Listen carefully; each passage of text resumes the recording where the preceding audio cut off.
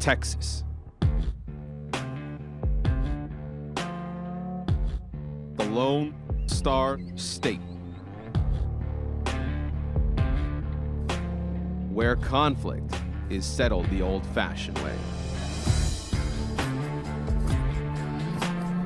And even an outlaw can find redemption.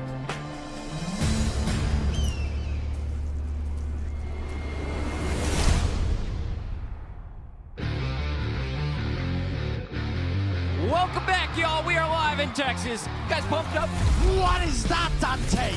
Houston Outlaws, just when you thought it was over, not quite yet. Carpe continues to clutch for his squad, but Jerry and Colorhex stand in Philly's pursuit of perfection. Jerry unleashing lead. Blase taken out. Jerry, he can't be stopped. He's a machine. He is unbelievable.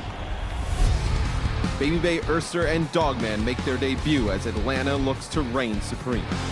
Atlanta reign, making it happen. They shut down NYXL again. And the Houston Outlaws aim to defend their home turf and show us what Texas Overwatch is all about. We've got a big old Texas show for you today. We've seen how Dallas hosts a homestand, but now it's time for Houston to ante up. They say everything's bigger in Texas. It's time to find out. It is day 2 here in Houston after a really exciting day 1 just yesterday, and it was a great show. We had decisive Overwatch, and we had a battle between Houston, and I gotta say overall, I hope that the Outlaws are able to rebound here today. I'm CP here with Jake, and we're kicking things off on our 4-match day.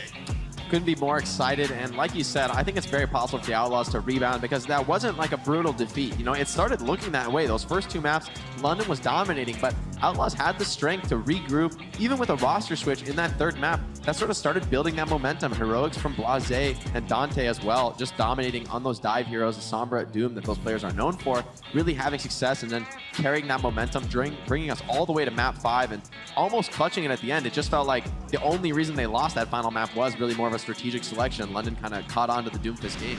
Yep. And in case you missed it, these are our results from yesterday. New York back in form over the Mayhem, looking completely unstoppable. The Reign living up to the hype, 3-0 over the Defiant, and a heartbreaker here at home.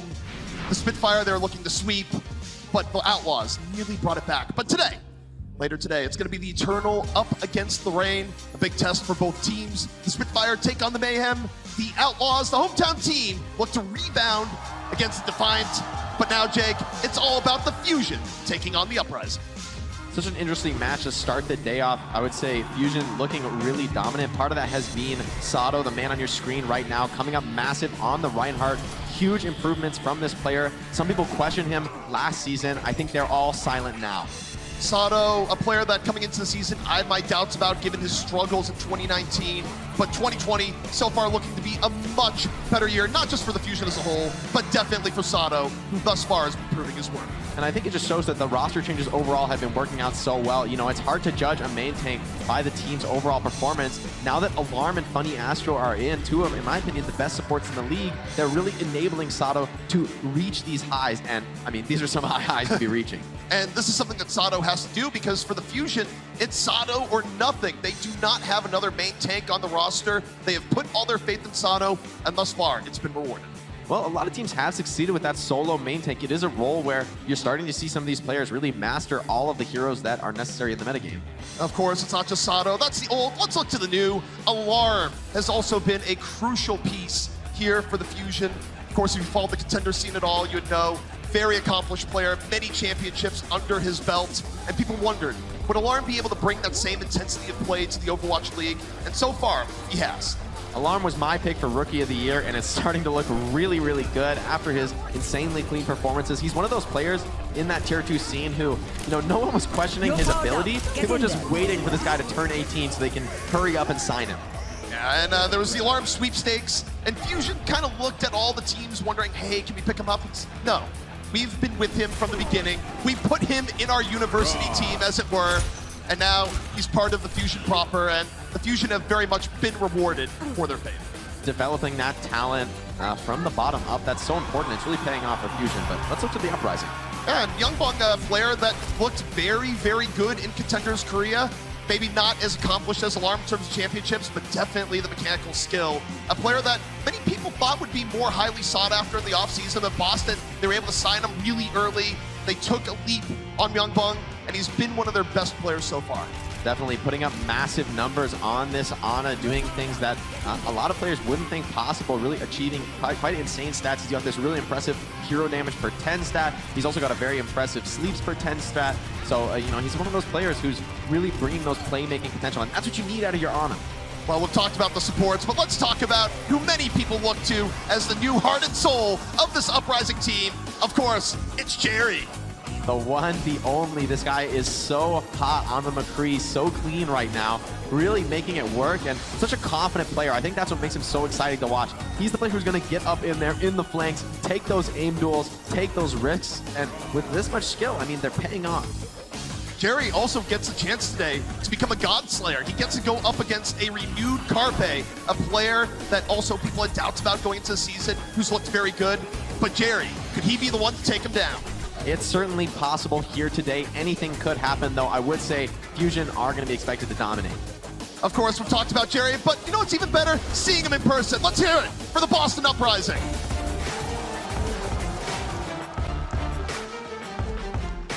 Boston have had a lot of success so far, but nothing close to what the Philly Fusion have achieved. They are the underdogs here today, but they're not surprised to be in that position. They're used to playing from this downtrodden position, and they've had a lot of success even in that spot before, so you can't count this team out.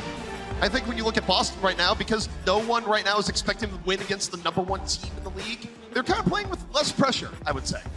Definitely able to just relax, get into the game, and do your thing. And with players like Jerry, that's the sort of explosive, risk-taking, flanking potential that you need, really, to put a team like Fusion on their heels. And speaking of Fusion, we got Fusions right there back in the lineup, not Axiom today, so a little bit of a swap up there. I think that's a great decision for them, bringing that in-game leadership, moving, hyping the crowd as well. Love to see all these new talents coming up in the Uprising. They're a team that has always looked to develop those contenders' talent. Well, of course, going up against them, it is the #1 team in the Overwatch League. It's a Philadelphia Fusion.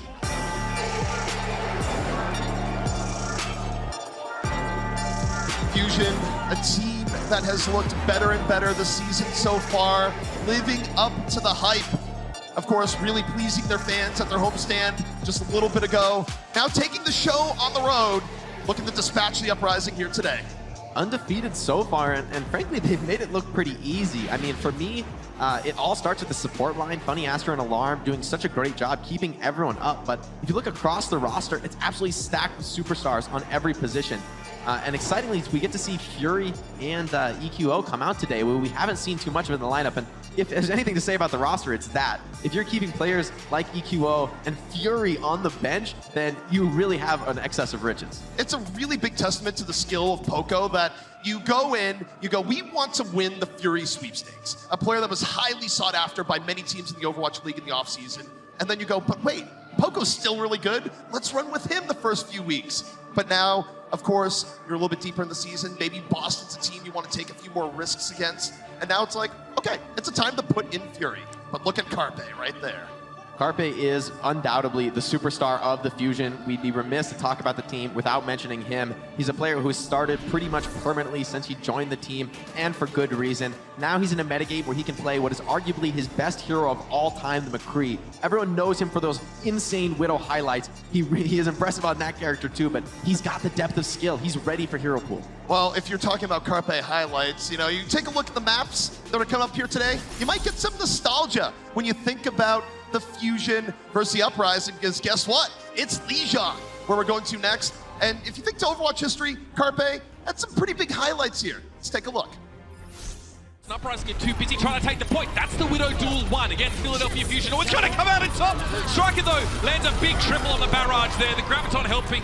Both supports are caught together. That's what they needed, but Carpe strikes in again. Striking down. Kellex also being removed. Carpe, what are you doing? This is unbelievable. He turns around and gets on the point. EQO follows it up. How have they redone this? How do you retake a point like that, Philadelphia? You don't play by the rules ever. EQO's looking over at Carpe just laughing. What the hell was that? That, of course, was vintage Carpe in action, something that the Fusion thought would come back this year, and thus far, it has. Well, I mean, I think for me, it comes back to the metagame. We all know Carpe for these absolutely obscene Widow pop-offs, especially Season 1, where Widow pretty much dominated the metagame. But McCree, if you look long into the past, that's Carpe's best hero. That's his true comfort zone. He wants to be up close and personal, dealing that hit scan damage, but also being able to brawl with his team, and he's been looking so strong so far. So we'll be kicking it off here on the control center, and Carpe, he's going to be on the McCree, EQO to the May. And on the other side, that's right, it's going to be Jerry challenging him in a cowboy duel.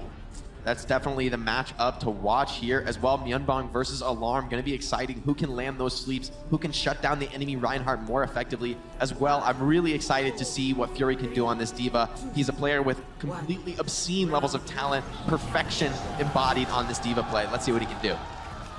Both teams rolling out in the mirror matchup. We'll see how they decide to play it. Fusion necessarily hasn't always been super aggressive. Both teams might take their time on the poke battle here, Jake. But no, as I say that, Fusion's a little bit deep, potentially in trouble, able to get out of it. Fight is mostly on point here on the Reinhardt. Everyone trying to focus up. That's a big nade from Myeonbong, though. Should slow down Fury's heals. But Carpe responds. Instant counter pick onto Jerry. Carpe just tells Jerry, welcome to the Overwatch League. I've been here a long time. Fusion taking the first pick off, up 6 on 5. And now they can roll it forward. No one to check Carpe as he works the side angles. Should be Fusion with first control. When your McCree picks the opponent McCree, that's usually going to lead to a team fight victory, especially on control. McCree, such a dominant brawler, deals so much damage, especially, as you said, when he's left unchecked. So the Fusion off the pickoff from Carpe, starting off on a good clip here on Lijiang. Carpe, very interesting here, is choosing to hide on the high ground. So that means Fusion is not going to commit to a forward hold here. They want to try and slide in for a quick flashbang, but Wall comes in on Sato. They're trying to focus down the Rhine. Sato got hit by the sleep to start things off. Let the Boston Uprising get more position, thread the fight a bit more. Carpe off on the high ground. Both Reinhardts. Shatters array. Color Hex very, very low. See Sato moving in off the nano boost, and Jerry down again. Carpe dispatching him. Carpe leaps in from the high ground and takes him down. What an important pickoff to be getting. Boston just dropping the wall, trying to retreat safely back to their spawn, but now Fusion, they're going to have an opportunity to camp this choke. Seems like they're not valuing the choke. This is interesting strategically from the Fusion. So far, it's been paying off. Normally, we'd expect to see teams fighting here, so Fusion seem to have learned this map and maybe understanding it in a different way than other teams, but you can't argue with an undefeated record. I think more than anything else, they want to give Carpe more space to work with. He has more space back on the point, and it's been giving the Uprising, particularly Jerry, some fits. A full kite once again from Boston, having to retreat out of this ultimates. A lot of them banked up for both teams. It should be a heavy exchange here. Boston, they really want to retake control right now. Boston looking to move in. Fusion's already getting isolated. They have to drop the wall to do a little bit more cover. Bombachur's gonna be enough. The Blizzard though, Eden! Moving all over it. And now the Uprising have a chance. They move forward. There's a shot from Fusions. 3 to the ground. And the Uprising should be able to get control. Great eat from Movement to open up that round. Now, Boston should be able to take a quick control, but we're nearing that percentage level where Fusion really just needs one solid retake. What I will say, though, is that Boston, they've got a bit of an ultimate economy advantage. If Color Hex can avoid that same pitfall and get his Veil out successfully, that could be a big fight winner for them. Meanwhile, for the Fusion, it's been a quieter game for Fury so far, still holding on to self-destruct, but this is the play, Jake, that opened it up. Huge shatter from Fusions, starting out for his team, but looks like team's already trading effectively in this white room area.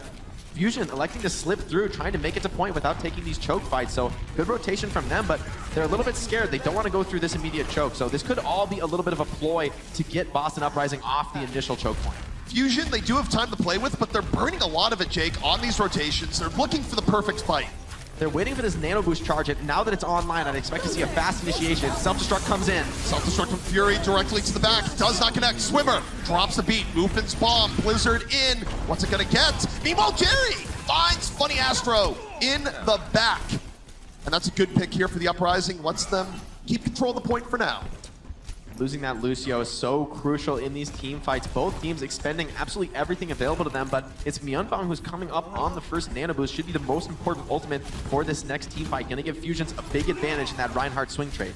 Carpe, meanwhile, trying to poke onto Jerry from the outskirts. Jerry under pressure from all ends. Alarm on one side, Carpe on the other. Protect Jerry at all costs. That's a Fusion plan, or the Uprising plan. Oh, look at Jerry, finds the Ana. Deadeye I was wrong. Nano for Jerry. They have confidence in this McCree, and it's paying off here. Another team fight victory for the Uprising, about to surpass Fusion in capture percentage. Looking like they're cruising to a first map victory here. Not much in the tank available for Philly Fusion.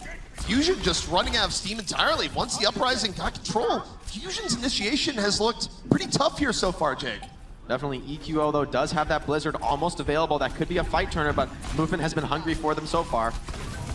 Now the Fusion move on in. Final fight territory. See how it goes down. The Uprising holding back.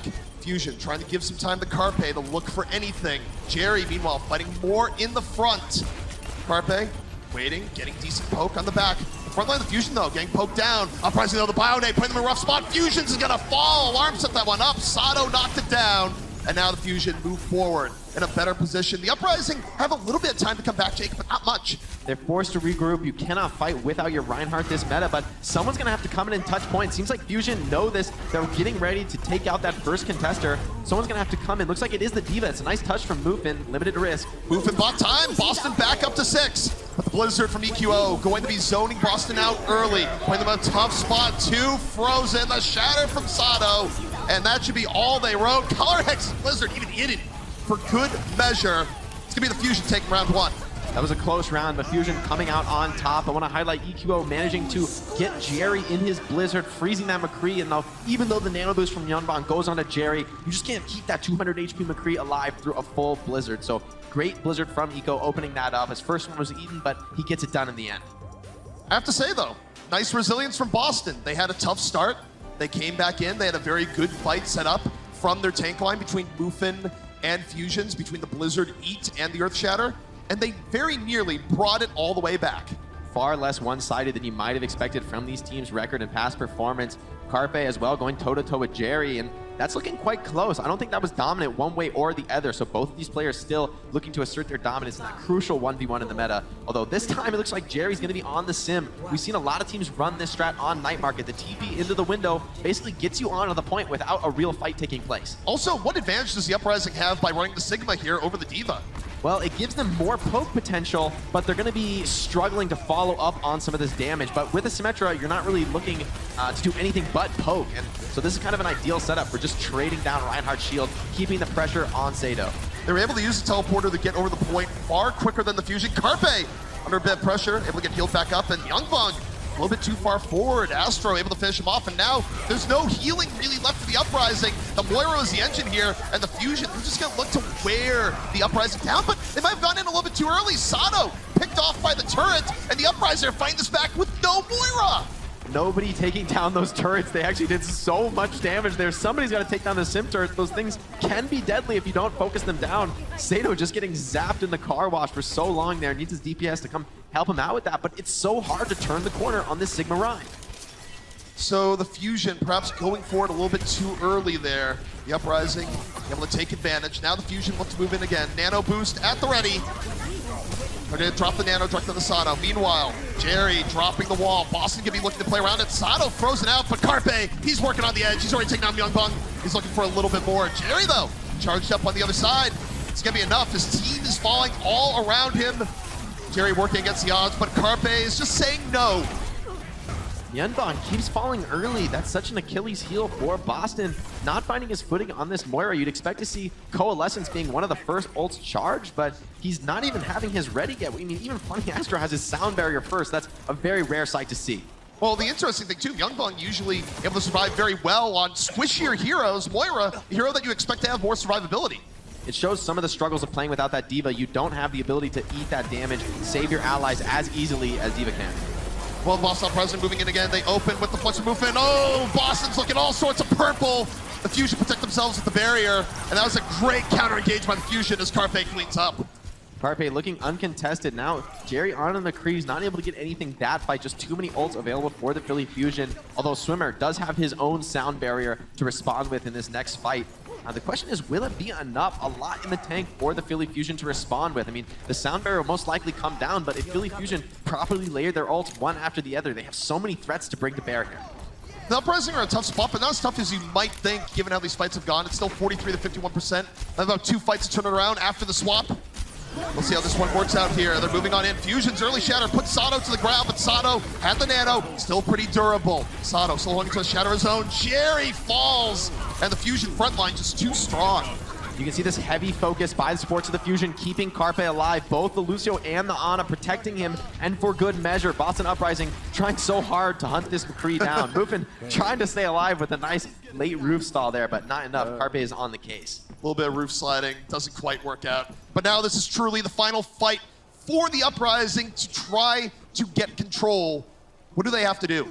This is going to be grim. Someone's going to have to come up with a big play. They're not even close enough to really finish charging this nano boost before that overtime starts triggering. And Sato has a shatter. Flash shatter comes through. Carpe going so deep, but getting rewarded. 2 down immediately. High risk, but an even higher reward for the Fusion. That's going to put this map away. Such intelligent decision-making from the Philly Fusion. Boston Uprising, they're stuck to just stall at this point, going one after another, doing the best they can, but should just be too little too late. Everyone alive for the Fusion. Alarm just sleeping the Hammond. They don't even have to take him out. They're looking for a bit of delay, but that was far too decisive for the delay to last long. The Fusion take map 1, and they make it look pretty easy in the end. Great performance from then some of these new players who we haven't seen too much of coming into the lineup and finding success. Maybe a little bit of a rocky start that first round, but they find their footing and looking clean out there. I will give it to the Uprising though, going off the grid a little bit with the strategy, running something that's a little bit less than meta. Sometimes you'll want to do that against a team that you might think is a little bit stronger, but do they have any more tricks up their sleeve? We'll find out soon.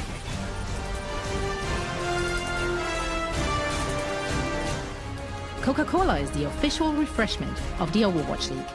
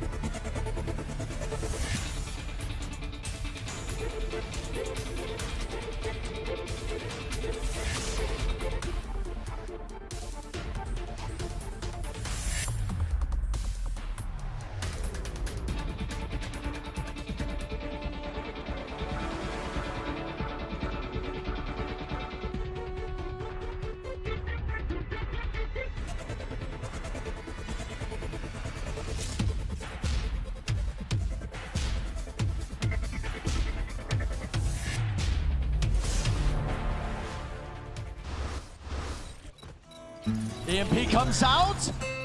Not quite. Jerry was the only one it caught it on. Dante flashbanged and taken out in the midst of it.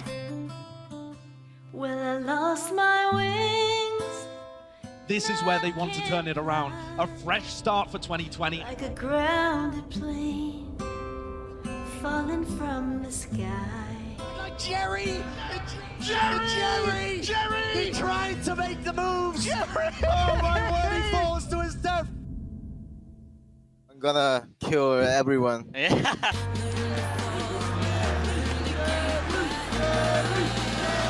Houston Outlaws have control of the point. Deadeye comes out from Jerry. Jexer! Trading 1-for-1. Blase! Taken out. He tried to go for the dead of his own Jerry. He can't be stopped. He's a machine. An absolute monster on the high ground. Unleashing lead. He is Unbelievable. Jerry, of course, having a very good first week of play, but now he's up against Carpe, and the reception a little bit rougher. Very warm welcome indeed to the Overwatch League from Carpe himself. There's few better to learn from on the McCree. Really takes the game to the next level. I love to see this in that last round. You can see Carpe is a player who is not focused on that long-term shield damage output. He's not focused on farming those stats. He's focused on picking off the enemy squishies. He wants to take down that flex support, take down that opposing McCree, and actually get a player advantage instead of just playing for that value stats game. He's looking for those picks. He's hunting. And he's not always looking for fair fights either. The double team coming in from Alarm, pretty dirty stuff. But now we're heading into Kings Row. It's going to be our next map. It'll be where the Uprising will attempt to bring this series back against what has so far been a very dominant Fusion team. What I will say for the Uprising is that they looked at their closest to the Fusion, playing that traditional mirror matchup, the McCree May that Fusion have been so confident on. So they've been one of the few teams able to play Philly close on that strategy. As we go into Kings Row, I'd expect to see much the same thing coming out again. And, you know, who knows? This could be the map for the Boston Uprising. Also, is this a new look Jerry? I know he's still in spawn, so it might not be the case, but are we prepared for Jerry on Doomfist? I'm not. All right, well, Movement's on Roadhog, so I'm pretty sure he's trolling. Yeah. But everybody else getting set up, you know, I never trust those attacker picks. Color Hex likely going to spawn on the Widow. Look for that initial pick. Pretty common stuff we see on Kings Row, but rarely does it actually work out. These OWL teams, so careful, so cautious. Nade from Alarm, doesn't catch anything, but it's a good attempt. It's pretty close, nothing else. Now we'll see how the Uprising formulate their attack plan here, where once more we are looking at the mirror. Yeah, and once again, it's going to be on the Boston Uprising to get a rotation. Philly succeeded so much with this high ground rotation. You better believe they've got some sort of counter plan for it. And you can see they're already preemptively Maywalling up from Eco, taking control of this corner before Uprising can even get there. Fusion not giving up any free space right now, making the Uprising pay for every inch of real estate they want to tread on. And so far, buying some good time. And I love this from Carpe as well, staying so far back, not being vulnerable. He knows the enemy team wants to hunt him down for the pickoff. He moves in aggressively. Both McCrees miss flashbang. Sato drops low. Big nade. Sato got way too aggressive there, punished by the Uprising. And now the Fusion, they're in danger. They can hold back here, Jake, but they're going to give up a lot of progress while they try and wait for Sato, and they're still going to have to go in without him. Someone is going to have to touch this point, most likely Fury, but Philly, they're trying to get a good fight off here, maybe at least force some ults out of the Uprising. Fury doing a nice job delaying, but it's going to get frozen up here. Right now, we're going to buy time. Oh, Carpe over the top. Assassinates Cherry. Room to work with. Sato back in the fight. The Fusion, they use time on the point as a resource. And now we'll see if they can make it work. Fusion's nanoed. He's in or to the side.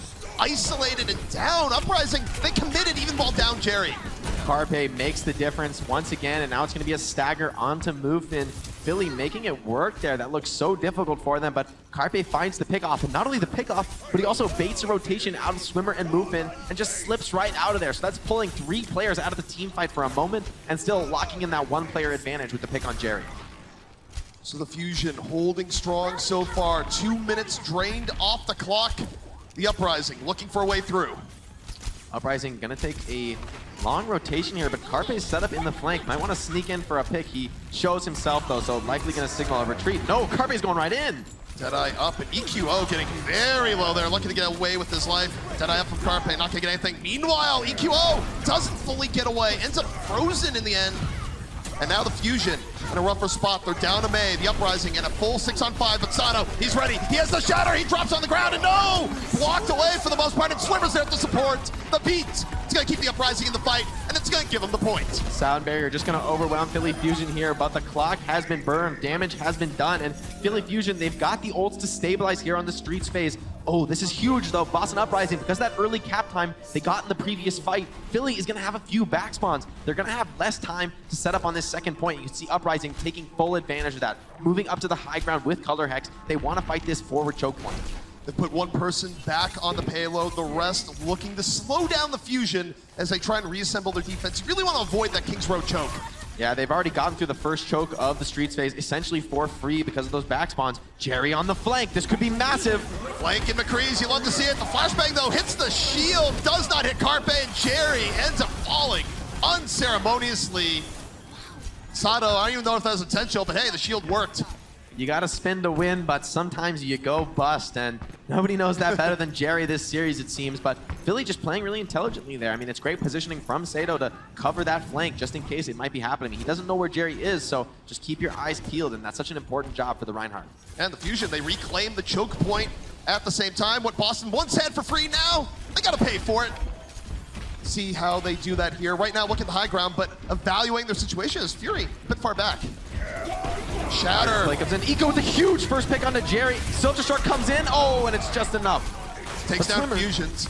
And yeah, even with Fury being down, the Fusion, they have such a numerical advantage, they still get to hold the choke point, and Fury should be back for the next fight. Potentially, though, but that's great awareness from Swimmer. When the Diva Bomb comes in, he charges deep, takes out that Pilot Diva before she can get back in her suit, and Fury is still going to be on the respawn, so there's a few seconds of advantage. The question is, can Boston actually capitalize in those few moments? Right now, they're not looking particularly flush on ultimate advantage, and oh boy, that's going to push him back. A Fire Strike Bionade.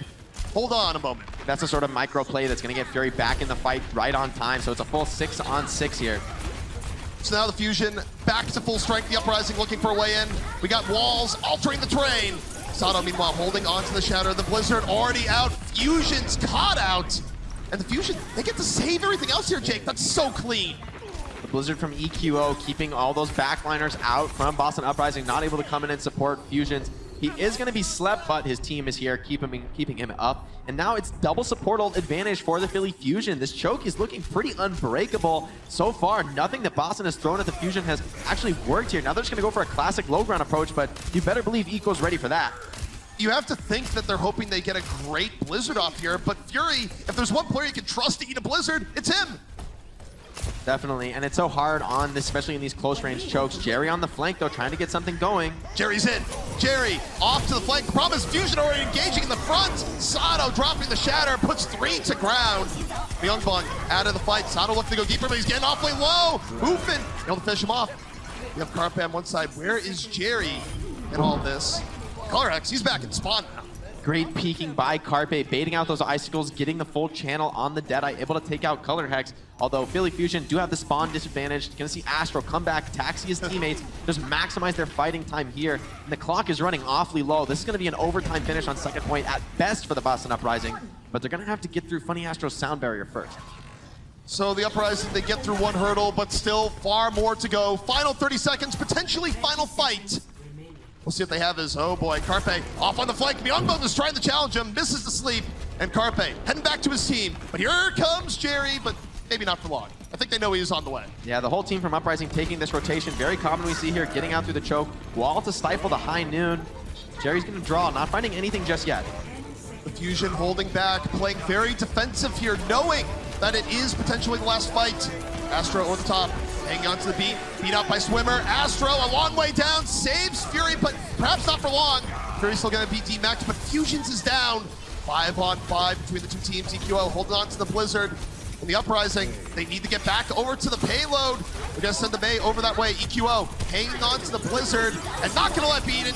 Bides his time, but Jerry's still alive, but not for long. Carpe off on the side, the Fusion completely stalling out the Uprising. That's so big by EQO, finding the first pick on the enemy Reinhardt. Seems like that's happened time and time again here on King's Row. He's really succeeding on the May. We've in the past seen Ivy in the lineup, but this is just showing the depth of talent that the Fusion have. I think, you know, it's showing that this is actually a very intelligent decision. Get these players playtime, bring them out so that when hero pools come in, you're ready for absolutely anything. Yeah, I gotta call something out here. When I usually see EQO on stage, EQO usually has like super well done hair, like fully up. This is nah, I'm not gonna get my hair done day for EQO. I was like, I don't even recognize him. I mean, he's a player for just so well known for staying heavily focused on the game. His name, of course, means emotional quotient 0, which I always really enjoyed. I always appreciated, you know, that this is a player who's truly dedicated to the art of the game, studying it, trying to be the best that he can. He knows that it's not about wanting it. It's not about how you feel about the game. It's about how you execute on game day, how you are in that match. And he's a player who's delivering once again here. Also, in a very competitive Fusion roster environment where you have players like Ivy playing out of their mind, when you get to playtime, you definitely want to show to the coaches, hey, I'm worth playing too. Yeah, no regrets here for Philly Fusion. Great decision to show their roster versatility, keep their players fresh. Fury as well, playing very clean on this Diva, exactly as we expect from him. So the Fusion off to a very strong start on King's Row. Realistically, Jake, the best chance for the Uprising would be a first point hold. How do they make it work? I mean, they can do it. It's going to rely on some picks, some smart plays. They're going to have to deal with Philly Fusion's rotations, which have, so far in the past on this map, especially on attack, just look really well practiced, really clean. I feel like they understand the rotation metagame, and that's so important playing around your Reinhardt, forcing you to deathball a little bit. Really, we'll only see McCree's and Divas going for the occasional flank, and that's pretty rare on King's Row. So it's all about working as a team to overcome those enemy Maywalls, get through those key chokes. We'll see if the Uprising can put together a good defense here and now. It's going to have to exceed what the Fusion did 1 round ago. And the Fusion right now going up the right side path. Nice choke point set up by Muffin, but Carpe and Alarm rotating back to the low ground. They have an open shooting gallery here. Maywall from Eco protects the high ground for a moment. Carpe right now, room to work with, looking for Jerry on the other side. The Uprising going to go for a full rotation. The Fusion getting more into the point. Ultimately, though, this means that Fusion is starting to take ground. Jerry rotating back to his team, grouping up, takes a headshot from Carpe, though. He's going to be scared after that one. Neutral fight intensifying here. Uprising potentially going to rotate through the hotel. They're about to give up 1 tick for free, and the Fusion got it. First part over. Jerry challenged, thrown back. Now the Uprising go together here on the point. Alarm, though, has already built up the Nano. So's beyond both Nanos out. Sato on one side, and Fusion's just getting bullied. The Bionade forcing him back. Nano or no. Fusion working with a huge health advantage in the Uprising. They gotta go back in. Last second, somebody's got to touch. It's desperation mode. Multiple members of the Uprising come forward, isolated by the Maywall. Sato just escapes the Blizzard. Sato gets out just in time. They deal with the Blizzard as Fury just decimates the backline. Really smart rotations for the Fusion, and now the Uprising are in real trouble. And Fury's picks there on the backline were enabled by Sato, bringing out that huge flanking shatter. After he pinned out of the Blizzard, he wrapped through Hotel and took out those backliners with a key shatter. This is a really nice, intelligent delay on the Muffin. You can't actually push the cart until it's fully outside, so that really adds a lot to your team. But then, of course, once you can't push the cart, D.Va does count as contesting mech or no. And also that shatter, a good way to put away the fight. Yeah, it's just a position where a lot of people don't realize that you can stagger a D.Va without losing any card time. The card comes out of that doors whether the defenders are on it or not. So just buying a little bit of extra seconds here. This is final fight territory now for the Boston Uprising, and 4 minutes, 20 seconds in the timing for Philly Fusion. They're very comfortable to even sack this fight potentially, but I think they could win it with the ultimate advantage that they have. Also, Fusion looking for every advantage. Alarm went for a set nade there, and it nearly hit the Uprising off guard. Not just an opening match situation, but now final chance for the Uprising to defend on King's Row. Fusion's in a real world of hurt. Set purple behind a wall. And Fusion's is down, completely isolated. Carpe, meanwhile, Sato! Carnage in the tunnel! Goodbye! The Fusion dominate King's Row. They're up 2-0. Philly absolutely wiping the floor with Boston so far. Sato, massive shatter after massive shatter, showing why we've been praising this player. But it's off the back of a great team play there. It was Eco's Blizzard that freezes up Fusions, allows Sato to get that uncontested shatter. And, I mean, at that point, you saw the carnage in the tunnel. Do not run into Sato in the subway is really what I got from that one. Woo, that was a highlight. Will the Uprising be able to find any answers? We'll find out after the half.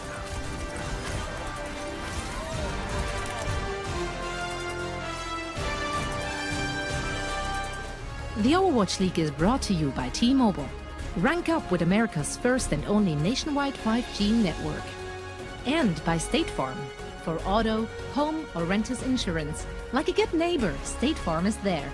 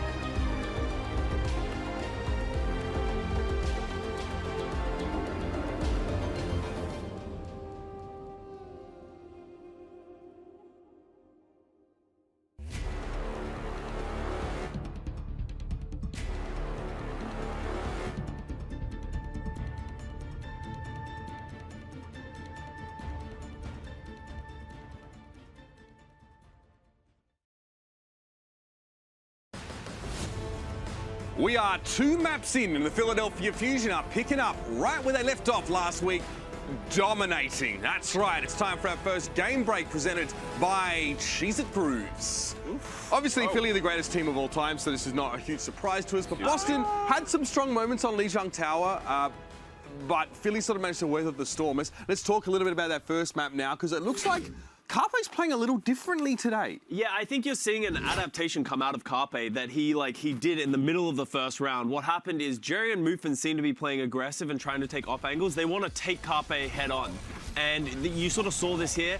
And look, Jerry, what's happening is Carpe's just taking these like really far back angles. You saw it even more on Kings Road. He's just playing so far away, and it feels like Boston came in with this strategy to just sort of put a lot of their focus on Carpe, and Carpe's like, okay, I'm just going to play safe, and the rest of my team's going to win. It's honestly great adaptation, right? Because we're sitting in the green room and thinking like, Carpe isn't like doing much, but actually the fact that he's not doing much is making Boston Uprising so distraught because it's creating so much space for the rest of Philadelphia that he's just staying alive, right? So it's pretty odd to see how Carpe is playing this game, but it's actually working out flawlessly. I think the stat was 16 final blows and 1 death in the first half. I think it was Kings Row, I think. Oh, Kings Row. Yeah. I mean, he may be on track again to equaling the final blow record on that map. I think he matched it against Toronto yesterday. You saw the lower third. It was like 29 final blows or something like that. Unbelievable. So he's on track right now. But let's talk about Kings Row. It feels like we actually got to see a bit more from EQM and Sado there as well. The Blizzards look good, and also the main tank battle looked quite compelling. Oh, Sado. He was landing the big shatters, and especially to end things, but I think that Boston Uprising, they have their moments in this series, right? I think that they looked pretty decent on Lijiang Tower. I mean, we came into this series and we were like, okay, it's going to be a blowout. Yeah. Philadelphia are going to dominate. But Boston Uprising have some nice moments overall, but we know that Fusion is the better team, and we see it here on Kings Row. I think Boston is playing kind of solid, but Philly is just making more plays. They're making the heads up. And you see it here, like Sato's just getting shatter after shatter. He's taking off angles. He's sort of applying pressure. Feels like Boston came in with this like one strategy of like, here's how we're gonna play. And now Philly are just like, we're not gonna play that way. They're like, oh, well, we don't have the adaptation for this. It feels like Philly are able to expose a couple more threats. Obviously, then they know Carpe was going to be strong. Stay there. Nothing happened. Right. Nothing happened. Is it facing the right way? Good. We did see like the double team attempt on towards Carpe on Lijiang Tower. There's other threats there, like EQO's getting some value blizzards there. Sado, of course, is the subject actually of our crunch time presented by Cheez It Grooves. So let's have a look at this rather crunchy moment. Johnny, you saw it just before, but let's. Well, there's not much to it really. I mean, it's the last fight of Kings Row, and he comes up clutch and just lands this massive shatter. Am I wrong in saying that's to the blizzard that really sets it up? It was the great blizzard by EQO. It was all the Reinhardt. No, it's you see EQO drop it. It forces their entire team into the tunnels, and then Sado just runs in there for free. He gets a free pin onto Fusions, and then just walks through, throws a massive fire strike, shatters the rest of the team, and just closing it out. And this sort of embodies how Philly is just outplaying Boston across the board. That corner of Kings Row, though, EQO got a huge blizzard on the other side to actually secure the defensive hold, and that's the exact same spot. So it seems like at those critical moments on crunch times, if you will, the blizzards do come out. It's not a pun. I'm literally just using it so you can't cringe at that. A little crunchy. 12-year-olds, you can't cringe at that. It's okay. But coming up next is Assault. So Hanamura, Philly Fusion obviously come out strong after the first couple of maps. It kind of sucks for Boston because this is their last chance to do something, and it feels like they haven't had a chance to even sort of test all of what they're bringing. I feel like on Assault map in particular, I feel like if if Carpe continues to play very passive and slow, I think that Boston Uprising needs to capitalize on that and push the tanks harder. Like Sado can't go unpunished when Carpe is just sitting back, and especially on Assault maps, right? You have designated positions on the high ground, and maybe Carpe is going to hang back on Hanamura, etc. I think that Boston Uprising, you can continue to play aggressive, but you need to punish Sado and Fury. So, pardon me for interrupting you, Mitch. Just wanted to lay down the analysis. I mean, this is reinforcing friends. That's fine. Yeah, that's it. I just agree with Johnny. I think if you're Boston right now, you come into the halftime, the coaches are talking. You need a shift in the way you want to play the game. You got to start putting more pressure on Sado because right now he's just running over you. Okay, well, looks like that's going to be the case.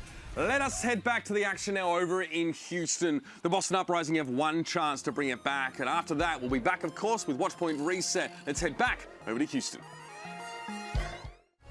The Overwatch League is brought to you by Cheez It Grooves. Deep flavor, deep crunch. It's a mind crunch.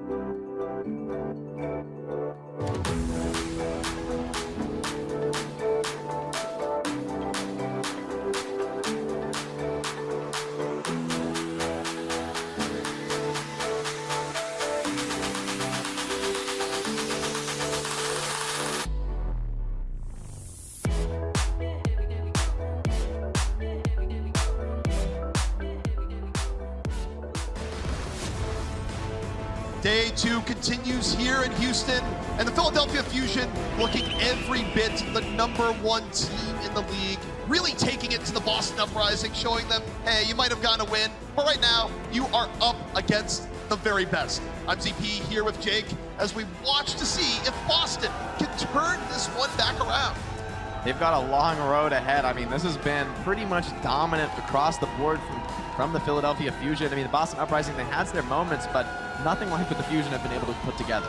The Fusion just look clean, and they look better and better every match they play. They're getting comfortable, they're getting into a groove, and they're even doing this, Jake, with substitutions because it isn't even the same Fusion roster. They're finally getting playtime to players like Fury, players like EQO. It's a very confident management style. You know, it reflects that they believe in their bench players, that they're not on the bench because they're not capable. They're just there because they're not the perfect asset for the moment. But bringing them in this meta before we even see hero pools shows that they're more than prepared for any diversity that comes next. And of course, the other person that's prepared, it's Sado, who has been absolutely fantastic here so far, where, I mean, look, we called it, don't go into the tunnel where Sado is. It's not gonna end well for you.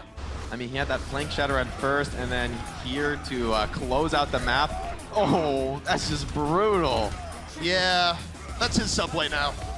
He's claimed it. Yeah, that's the worst feeling in the world when you're shattered next to all your teammates and the Rhine just comes and cleaves you apart. As Boston just wondering, where did it all go wrong? You needed like a record scratch. It's like, so you're wondering how we ended up in a tunnel flat on our backs. Well, let's go back a few moments.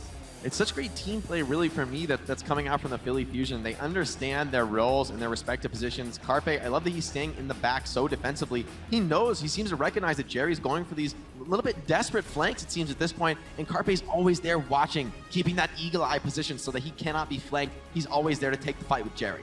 It's also kind of like watching two same polarity magnets try and run into each other, where Jerry says, I like flanking. Carpe goes, yeah, but I like flanking too, and it leads to a lot of Jerry versus Carpe, but Carpe has definitely been getting a bit better support, where half the time you got Alarm coming in on a double team. Yeah, definitely. Some of those flanks, though, I think will be mostly turned off as we move to our third map, Hanamura.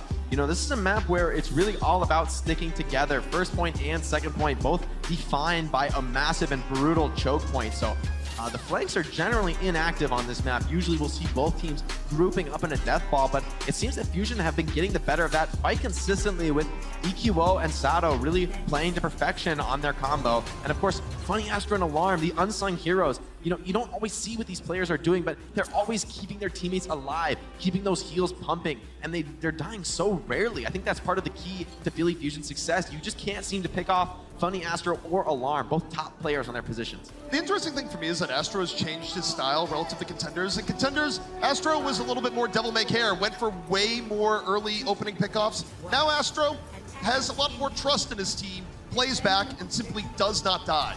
Let's check the timing on this lineup. Jerry, though, on the Symmetra from Boston Uprising. I love this angle. We'll see if they're able to TP out quickly. Oh, and it gets everyone. That's so important. They TP anyway. They're all low with the Bottle Nade. That could punish them, but no, they'll be able to take the rotation safely. Movement as well on the Sigma, bringing out this Sigma Sim strat. It didn't work before, but maybe it'll work this time on Hanamura. Well, they're hoping the poke advantage will help them out. Movement right now going for it, but Movement about to fall. Heavy focus fire onto the Sigma, and the rest fall right after. I think the Uprising, they have to swap. Nice little micro Earth Shatter from Carpe, stunning 3 with his flash, but it was already over by then. Great pressure by EQO, moves through the shield, and Sigma, if he can't redeploy his shield quickly enough, he just gets frozen instantly. Doesn't have that mobility that D.Va brings to the table, so we'll see Boston make the switch back. The Sim Gambit not really working out for them. Jerry on the Hanzo, though, gonna be needing to find a pick here. Hanzo, of course, can sometimes give fits to the other team, a little bit better at going after the shields, looking for that one magic arrow against his nemesis Carpe. But Fusion, they're looking to just be really aggressive here, Jake. You got Sado moving forward, gets slapped, he was looking for the shatter, now in danger. Now getting supported, goes for the shatter the other side, knocks down 3. Nice recovery by the Fusion so far. We'll see if they can finish, and they do. Great play by Alarm, the defensive Bio Nade keeping Sado up through an absolutely massive amount of damage that Uprising were pouring into him. So keeping him up, and he pays for it in spades. Big shatter to close it out. And that's going to mean that really no significant advantages for either team. The biggest thing would be the Unbong's nano boost advantage, but it can be more difficult than ever to make use of it on this map. You know, the choke point can be so deadly. If the Ryan gets walled off from his team, he's not going to be able to swing in the face of that May left back. See if Boston can make good use of the nano as they head on in. The Fusion giving him some space here early. The nano's up and oh, Jerry connects the arrow to the head of Carpe. Exactly why he went onto the Hanzo. Nano early onto Fusions. And the Fusion, not plural, giving a little bit of space, but I think they're going to come back in, Jake. Although Sato is slept by Myeonbong, that should make any contest very risky, but great block by EQO. Moving though, boops off Fury, that's absolutely massive. Jerry with another pick, this should be it for the Uprising. The Uprising deal with the Philly re-engage. Set up by Jerry, and the fall through still good. So they get point A, and they do it fairly quickly. Relatively even ultimate situation, but this is where the Hanzo Dragon Strike can get maximum utility. Moving into this high ground position, it can really clear the position that the defenders would normally want to play. Mufin, though, being forced to trade with Fury in enemy territory, he doesn't want that. I gotta say, I love it. We're not even in Boston, and the crowd chanting Jerry. His appeal knows no bounds. Carpe is far in the back, so looks like Fusion, they know this Dragon Strike's coming. They're most likely going to give up this high ground and play the fight from point. Dragon Strike over the top. Fusion still very loaded on ultimates, but they're going to give up some space to the Uprising here. Jerry having time to take some poke, but pretty much everyone hiding except for Sato exposed on the point. His shield could start to get low under this pressure. Carpe holding on to the Deadeye, blocked off by the wall. Nice stuff coming in from Color Hex on the other side. But now we go to the ground. Fusion's caught out. And Sato just swinging the hammer. Too many have fallen for Boston for them to maintain this attempt. Once again, EQO just staying on top of this enemy Ryan, not giving him a moment's respite. Now Mufin about to get a Mufin getting staggered. Maywall gonna come through. He has to get to the edge of the map, but it's not gonna be easy with the amount of harassment that Fusion are putting on him. This is costing multiple team fights at this point for the Boston Uprising. This is almost as significant as like an actual team fight victory. You're able to charge ult. It just buys so much time on the defense. Only 3 minutes left. Where has the time gone? It's gone away, and the Fusion, it's been because they're great teamwork, unlike me and you, where I just accidentally hold your cough button thinking it's mine. So, in case you're wondering why Jake's disappearing voice, it was me. It was me all along. Blame ZP. Hashtag blame ZP. Fury, though, setting up with his self-destruct. This could be a key initiator here. Boston Uprising, though, walled off on the high ground. Fusion caught alone once again by Eco. Still, though, the Nano Boost going to secure the high ground. But they do pay a dear price. Nano about to fade. Fusion's now down on the ground. The Fusion looking to take down the imposter named Fusions. On the other side, Sato with the Nano, and down goes Fusions at the other end. Both teams down to Reinhardt. And now we look to the McCrees, or McCree as Carpe, Jerry on the Hanzo, and Jerry's now one. Funny Astro just sprawling down here in the trenches, finds two. A little bit of swag from Funny Astro, well-deserved. Nice double kill there for the Lucio, showing that, you know, when the moment strikes, he's ready to get aggressive, get back to his old self. You know, he tempers it most of the time, but in that momentary advantage, when nobody's looking at the Lucio, he can turn into a really dangerous fragger if you've got the mechanical skill, as Astro does. I think Astro heard me. He said, oh, you think I'm playing really safe as Lucio? I'm not dying? I'm not taking enough people down? Let me show you. The ultimate economy management is just perfect here for Philadelphia Fusion. They're always having a few ults in the tank, something to respond with, not going all in on any of these defenses, and it's working out so far. No clear advantage for the Uprising. What can they do differently this time? I feel like Jerry needs to find a pick-off, but it's not so easy on second point. The sightlines definitely aren't as favorable. EQO drops the Blizzard. It's not Eden. This is going to get real icy real fast as Fusion move in. The Shatter from Sato puts Jerry and Myeonbong right on the floor. And that should be enough for the Fusion to stall out Boston once more. And Boston, they're running out of time here, Jake. Yeah, without Fusions, there's not much chance for them to win. Now the flank comes in. Sato and EQO from one side, the rest of the team from the other. Just a complete sandwich here in the tunnel. Mufin wisely escaping with his life there, knows that if he dies late in the fight, he's going to get staggered once again, and that could cost Boston their last chance. Now, at least, the Uprising, they have a moderate ultimate advantage, but it's not all that significant. Still, both support ults available for the Philadelphia Fusion. They're going to be able to buy the time to charge up the rest of their ultimates and get something like that Blizzard or Self-Destruct online. The downside for the Uprising are 30 seconds left remaining. If they do cap it, it's going to be an overtime. Significantly less value, puts them in tough situations later on, but this is their final attempt one way or another. Jerry opening up with the Dragon Strike. on the top. Secures the high ground. The Fusion back out. Carpe looking for anything off the Deadeye. Doesn't find it. The Uprising, though, they need to move. Final 17 seconds. Moving in. Wait, we got a swap. It's Carpe. What is he swapping to? Nope, just going back around the other way. Meanwhile, Fusion's moving forward. Jerry caught out by Fury. And the Uprising trying to use the nano and the bomb to make some space here, get anything, but Carpe's back in the fray. And the Fusion still have all 6, and the Uprising simply falling one by one. Oh no, that's so tragic for Fusion. Sado shattered, stunned, controlled on the ground, but it's Alarm just pumping those heals into his Reinhardt, keeping him up through all the CC in the world. That teamwork coming together. Philadelphia Fusion just look untouchable this series. It doesn't get any better for the Uprising, where you look at the state of the map. But we will see what they're able to do in a tough situation when they get no progress on point B. They're going to need an even better hold coming up on point A. Boston, do you have what it takes to challenge the top? Show us in just a few minutes. The Overwatch League is brought to you by Pringles Wavy. Big crunch, big flavor. Boston, do you have what it takes to challenge the top? Show us in just a few minutes.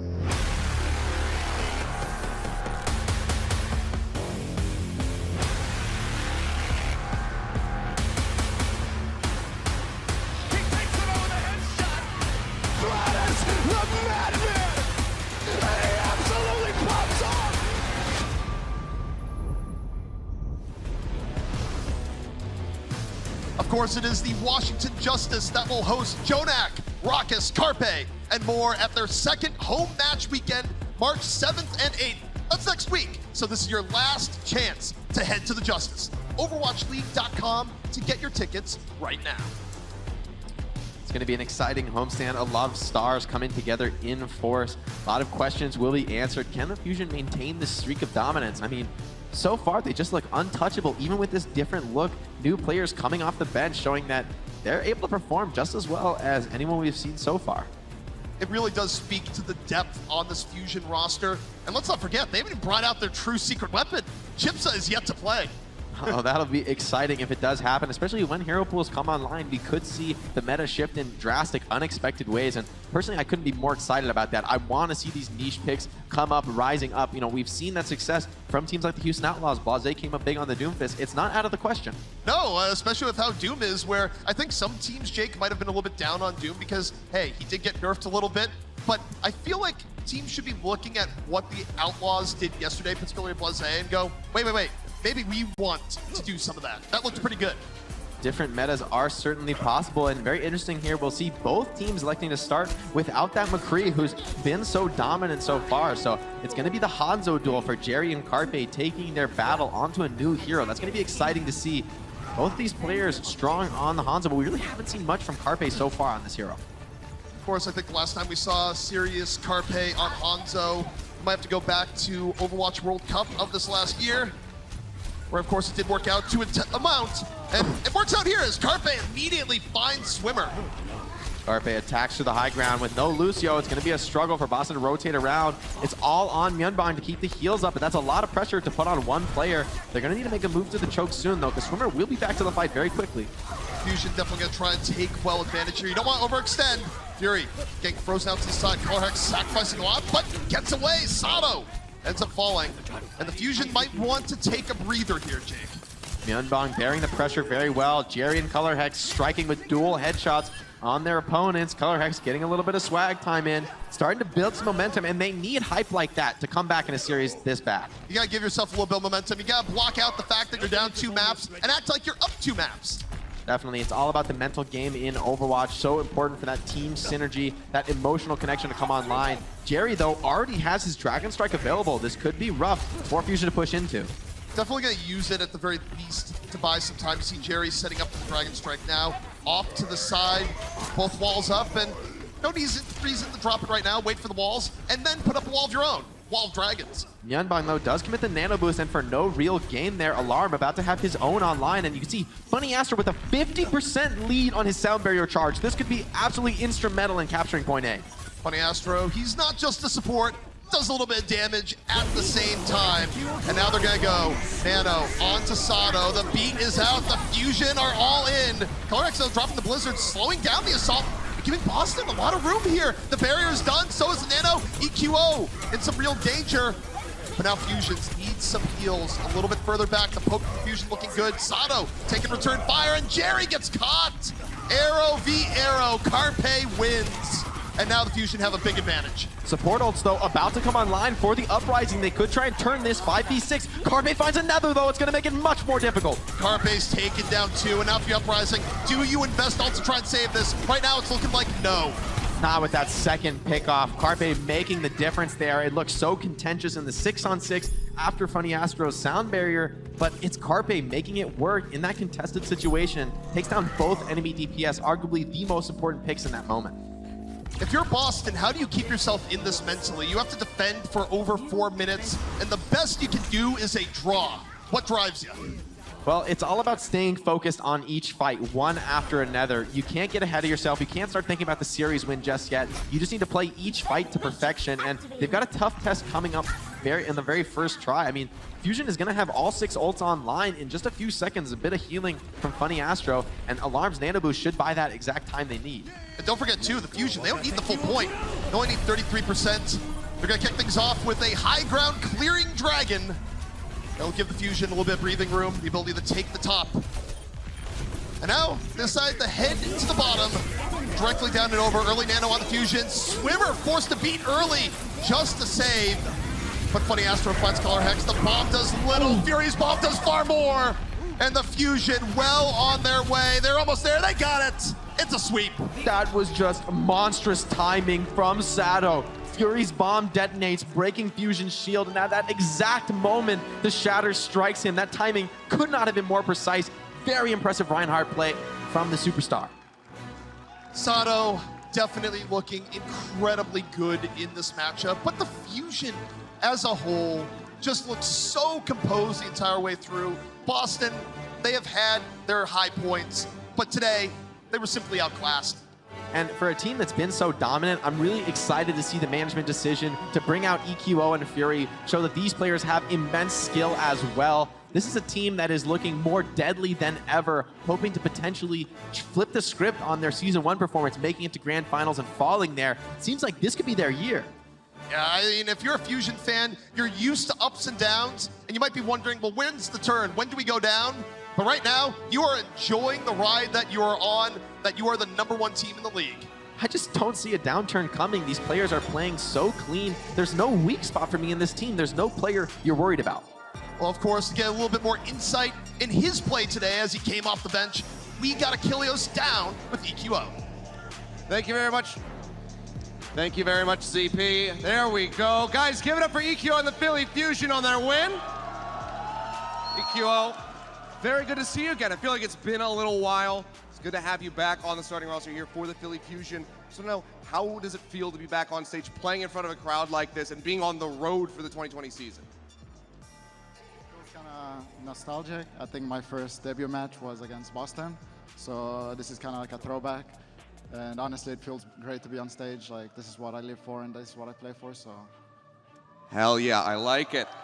You guys are on a tear right now, 5-0 and at the top of the league. What is, in your mind, the biggest change coming into this season that has allowed you guys to be so utterly dominant? Is the new additions? Is there a difference in the team environment? What's going on? So honestly, the last 2 years, every time we played a team worse than us, we always stooped down to their level, and that made the matches kind of even. But this year, if anyone wants to beat us, they have to come up to our level right now. Our coaching staff is great. Spicy, I like it. It's always good. It's always better when it's spicy. Final question for you. Are there any other teams in the league that you're looking forward to playing against because you think maybe they actually can compete with you guys? Honestly, maybe not compete, but I'm looking forward to the Chinese team since last year we didn't beat any of them. So some sweet revenge, I guess. All right, well, there you have it, guys. Ikyo, thank you so much for joining me. ZP and Jake, back up to you guys. Oh, the gauntlet has been thrown. That is a Coca-Cola victory moment right there. You go, hey, all the teams haven't played yet. We're coming for you, too. We want a revenge. Can't wait to see those teams come out. That could be a real shakeup to the season, you know, bringing out some undiscovered talent, maybe some new strategies developing in a different region. You know, that's one of the new things that could happen this season in the Overwatch League. Well, speaking of talent, of course, we do have our player of the match. That's right. It's a player that's been a rebound all season long. It is Sato, and it's well-deserved. Yeah, just so well-deserved this match. Sato dominating so many team fights. I mean, it was great teamwork by the rest of the Philly Fusion, always putting pressure onto Fusions, not letting him really take the Reinhardt 1v1, but Sato just slams the door on the rest of the Boston Uprising time after time after time. I'll never get tired of the tunnel clip. Just, I have to wonder what was going through Boston's head at that point, going, why are we here? What is even happening? What is life? Yeah, they're starting to think about next map at that point, because there's no way you're coming back from a shatter like that one. Of course, Sato's stats looking very impressive. A lot of bodies put to ground. 20 Earth Shatter stuns, and if Sato keeps playing like this, it is going to be a very, very bright season for the Fusion. I mean, 1.5 eliminations per shatter. That's one of the highest stats I've seen so far, showing that the whole team is ready to follow up those shatters. He's not dropping them in those risky, unlikely to be able to succeed situations. He's always using them in concert with the team, and that's the story of the Philly Fusion so far. Perfect teamwork, perfect execution. Well, of course, we still have a lot of extra Overwatch to play here today, live in Houston. Coming up next, it's going to be the Eternal taking on the Reign.